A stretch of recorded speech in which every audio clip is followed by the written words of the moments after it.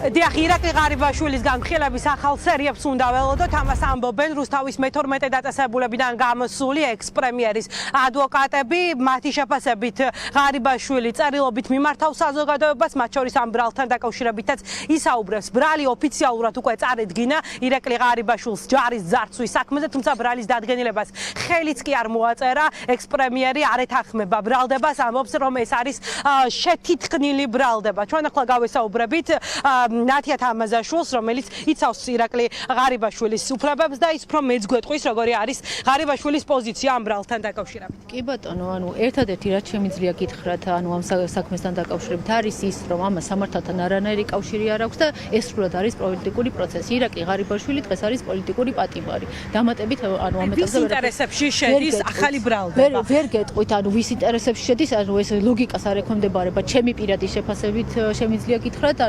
არალოგიკურია, ეს მიმდინარე პროცესები, არარსებულ ბრალზე არის საერთოდ საუბარი და დამატებით, რა უნდა ვთქვა, გარდა იმისა, რომ ეს არის სრულად პოლიტიკური პროცესი და პოლიტიკური დევნილი არის ირაკლი, დღეს.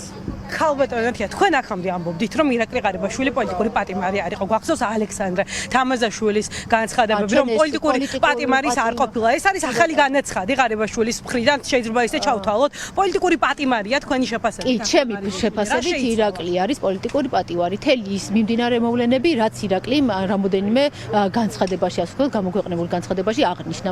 დამატებით, ამის გარდა რა შეიძლება ითქვას, რაც ესეთი საჯარო და ასე ვთქვათ, ხელმისაწვდომი იყო ყველასთვის და მათ შორის თქვენთვისაც, სადაც აშკარად იყო გამოკვეთილი ის წინაპირობები, რამაც აქამდე მოგვიყვანა. ჩვენთვის ბუნებრივია, ცნობილი არ იყო, რაზე იყო საუბარი, მაგრამ დღეს დადასტურდა, ასე ვთქვათ, იმ წერილში მითითებული შინაარსი, რაც ჩვენთვის გახდა ცნობილი და რაზეც ირაკლი საუბრობდა, დღეს დაადასტურა, ასე ვთქვათ, ხელისუფლებამ, რომ ეს არის ვის აქვს მოტივი, რომ გაუსწორდნენ ირაკლი ღარიბაშვილს ციხეში ჩასვლა. კობახიძე მდინარეზე თუ ბიძინა ივანიშვილი უსწორდება, გჯერათ, რომ ივანიშვილის გარეშე ვინმე მწვანე შუქს აუნთებდა ახალ ბრალდებას? არ ვიცი, ვერაფერს ვერ გეტყვით, ვერ შევალე ამ შემთხვევაში, განხილვაში ამ საკითხების, მაგრამ რა მოცემულობაც არის, ის შემიძლია ამ ეტაპზე გითხრათ და დანარჩენი დაველოდოთ, მივყვეთ პროცესებს და შესაბამისად ირაკლის ბუნებრივია იტყვის თავის საქმეს, რაც უნდა რომ თქვას აუცილებლად. ხალბატონო ნათია, თქვენი და რას ფიქრობს ამ საქმეზე? ჩვენ გვახსოვს ნუნუკა თამაზაშვილის განცხადებები, რომ ბიძინა ივანიშვილის იმედი ჰქონდა, რომ ივანიშვილმა გადაარჩინა ქვეყანა, გადაარჩინა მოქალაქე. რას ფიქრობს აი ახ? ციხის კადრებს გულისხმობთ? ციხის კადრებს არ გულისხმობ, ციხის კადრებზე თავადაც არ უსაუბრია მაშინ, როდესაც განცხადება ბიძინა ივანიშვილმა დაიცვა მოქალაქეები აბსურდული ბრალდებებისგან. აი ამ საქმეზე კონკრეტულად მასთან დაკავშირებით თქვენი ოჯახი აი ამ საქმეზე მამად კონკრეტულად თქვენ რაც მკითხეთ ნუნუკას ასე ვთქვათ გაზიარებულ პოსტთან დაკავშირებით იყო ის მამას საქმესთან დაკავშირებით ასე ვთქვათ რაც ხდებოდა მანამდე და რა პოლიტიკური პროცესების მიმდინარეობდა. ციხეში ხომ იჯდა, სწორედ იმიტომ წინა ხელისუფლების გამო იყო ყოფილი პატიმარი მამა თქვენი. პოლიტიკური პატიმარი გახდათ კი. დღეს რას ფიქრობს აი ამ საქმეზე? არ ვიცი, ამ წუთას არ მისაუბრია და თუ რამის თქმა უნდა თვითონ აუცილებლად იტყვის, მაგრამ მე რაც შემიძლია ვთქვა პირადად როგორც ოჯახის წევრმა, არ გისაუბრებთ ამ თემაზე, რაც ირაკლის თავი. დღეს რაც ხდება, ბუნებრივია, დღეს რაც ხდება, ეს არის სრულად პოლიტიკური პროცესი და პოლიტიკური პატიმარი, ეს შემიძლია გითხრათ და ლოგიკას არ ექვემდებარება. ელოდებოდა ბატონი თამაზი, რომ ივანიშვილისგან ამ შედეგს მიიღებდა და ასეთ რეალობას ქვეყანაში. არ ვიცი, ვირას ველოდებოდით, მაგას ვერ გეტყვით, მაგრამ ეს პროცესი დღეს სადაც ვართ, ეს ჩემთვის პირადად ჩემთვის წარმოუდგენელი იყო. შინაგან საქმეთა სამინისტროდან წამოხვედით თუ გამოგიშვეს? არა, მე თვითონ წამოვედი, მიმდინარე. თქვენი ქმარი გამოუშვეს წინა კვირას სამსახურიდან როგორც ცნობილია. თქვენი ქმარი რატომ გამოუშვეს? ვერაფერს ვერ გეტყვით ამ პროცესთან დაკავშირებითაც, ერთ შემიძლია გითხრათ, რომ ლევანის სამუშაო სტაჟთან დაკავშირებით 20-ზე მეტია, ასე ვთქვათ, საჯარო სამსახურში მუშაობის სტაჟი აქვს და რაიმე ტიპის ტექნიკური და სამართლებრივი შეფერხება მანამდე მის ფუნქცია მოვალეობის შესრულებაში არ მქონია და დღეს შედეგი და გაათავისუფლა თუ ნიკა ცხარაშვილმა, რომელმა გაათავისუფლა? არ ვიცი, მაგ დეტალებში ვერ შევალ, ახლა ვინ გაათავისუფლა სამსახურში, კონკრეტულ სამსახურში. რა ქთამი არა უღია ირაკლი ღარიბაშვილს ჯარის ძარცვის საქმეზე. ძალსახად შემიძლია გითხრათ, რომ არანაირ ქრთამზე არ არის საუბარის და არაც აღიარა, ხელიც არ მოაწერა ირაკლიმ ამ ბრალდებას და ბუნებრივია მიმდინარე პერიოდის განმავლობაში ყველაფერი გაირკვევა და მის პოზიციას შებურჭულაძე მიწინააღმდეგ ეს კითხეთ არ გაქვთ რაიმე ინფორმაცია, ხომ არ ქონდათ კომუნიკაცია ღარიბაშვილს და გამოჩნდება, ასე ვთქვათ, აუცილებლად გამოჩნდება რა მეგობრები იყვნენ, მარჯვენა ხელი იყო ესე მაგრამ დღევანდელი მოცემულობით შედეგი დადგა ეს და ვნახოთ, ვერ გეტყვით მის მაგივრად ვერ ვისაუბრებ, აუცილებლად შეკითხეთ და მეც მაინტერესებს. ჯუანშერმა გაწირა ღარიბაშვილი? არ ვიცი ვინ მიგაწირა აუცილებლად გაირკვევა თქვენ მოусმინეთ ნათია თამაზაშვილს ირაკლი ღარიბაშვილის ადვოკატს ჩვენ მქონდა შესაძლებლობა კიდევ ერთ ადვოკატს გავსაუბრებოდით გავარკვიეთ ის რომ ღარიბაშვილისთვის ეს ბრალდება სრულად მიუღებელია აპირებს სამართლებრივ ბრძოლას აპირებს მხილებების სერია მოასმენინოს საზოგადოებას ჩვენ შეგვიძლია ახლა კიდევ ერთი ადვოკატის პოზიცია მოვისმინოთ რომელმაც სულ ცოტა ხნის წინ დაატოვა რუსთავის 12 დაწესებულება დღეს წარადგინა ბრალი ბრიფინგზე როგორც გაცხადდა ეს არის სამართლის კოდექსის 338 მუხლის მეორე და მესამე ნაწილები ეს არის პოლიტიკური თანამდებობის პირის მიერ ქრთამის აღება. მას ამბობს ბრალთან დაკავშირებით.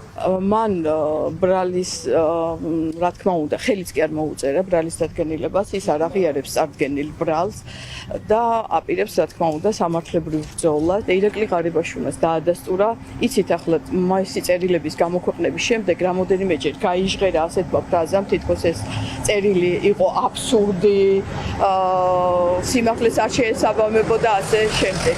ის რაც დღეს ხდება ივლისში გამოგზავნილ წერილში რომ შინაარსობრივად წერია რომ ჩვენ ამას გავაკეთებთ და დღეს სწორედ ეგ ხდება.